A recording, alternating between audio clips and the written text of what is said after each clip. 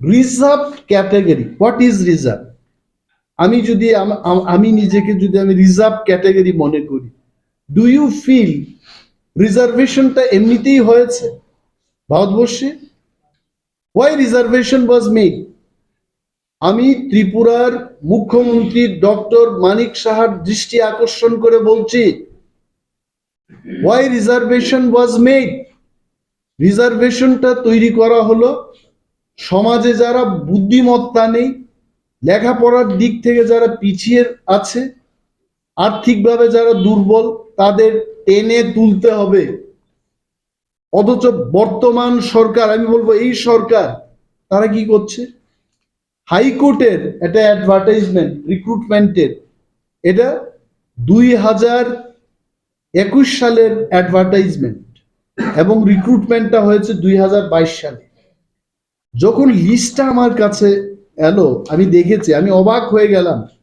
ইদানিং কালে I collect the information and I ask, যেখানে রিক্রুটমেন্ট হচ্ছে, please give me, I want to check that what government is doing. এতগুলো জায়গায় আমি দেখেছি selected against ST reserve post. কে পেয়েছে?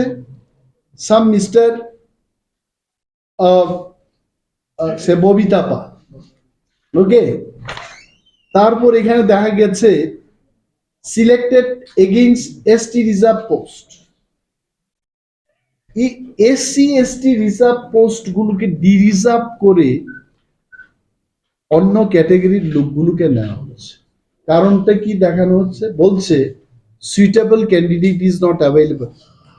একটা এসটি এসসি ক্যাটাগরির লোক, তারা কি জেনারেল ক্যাটাগরির লোকের সাথে কম্পিটিশনটা করবে? কম্পিটিশনটা হবে এসটি এসটিদের মধ্যে, এসসি এসটিদের মধ্যে, এসসি এসসিদের মধ্যে কম্পিটিশনটা হবে। Why are you writing this? অ্যাডভার্টাইজমেন্টে দেখানো হলো যে 15টা এসটি এবং এসসি হবে 60টা। রিক্রুটমেন্টের ক্ষেত্রে দেখা গেল 22 পোস্ট, অর্থাৎ 7, 15, 22, 22টা হবে রিজার্ভ। আনরিজার্ভে তারা দিয়েছে আরো 14টা। নাও রিক্রুটমেন্টের ক্ষেত্রে বলেছে 50 জনকে রিক্রুটমেন্ট করেছে। when you have given advertisement only for say 35 people, why are you taking more number of people? এই অ্যাডভার্টাইজমেন্টের সাথে কোনো যোগাযোগ নেই। এবং আমি খবর নিয়েছি, ট্রাইবাল ওয়েলফেয়ার দপ্তরকে আমি জিজ্ঞেস করেছি, এসসি ওয়েলফেয়ার দপ্তরকে আমি জিজ্ঞেস করেছি, এই যে পোস্টগুলো রিজার্ভ করা হলো, আপনাদের কোনো অনুমোদন নিয়েছে? কারণ আমি কে, who am I to tell all this? কারণ দেশের মধ্যে আইন আছে, দেশের আইনের সাথেই ত্রিপুরা রাজ্য একটা আইন করা হয়েছে, the Tripura scheduled caste and scheduled tribe reservation rule 1992 as amended up to May 2007। কি বলেছে? যে কোনো রিক্রুটমেন্টের ক্ষেত্রে রাজ্যে 31% এটা এসটিদের জন্য সংরক্ষিত থাকবে এবং 17% এটা এসসিদের জন্য থাকবে।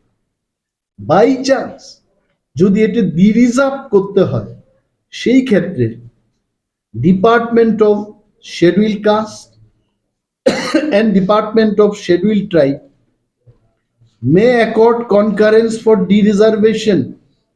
এই কনকারেন্সটা নিতে হবে, না নিয়েই করছে।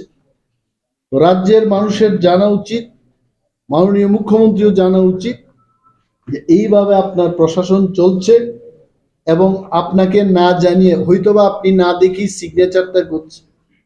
অনেকে বলে না যে ফাইলটা গেলেই আকাশের দিকে চেয়ে সাইনটা হচ্ছে। আই ডোন্ট নো, যদি এটা হয়ে থাকে, মাননীয় মুখ্যমন্ত্রীকে আমি অনুরোধ করব, আপনার সমস্ত সচিবদের দিয়ে, মুখ্য সচিবকে নিয়ে আপনি মিটিং করুন, ইউ রিভিউ দি সিচুয়েশন।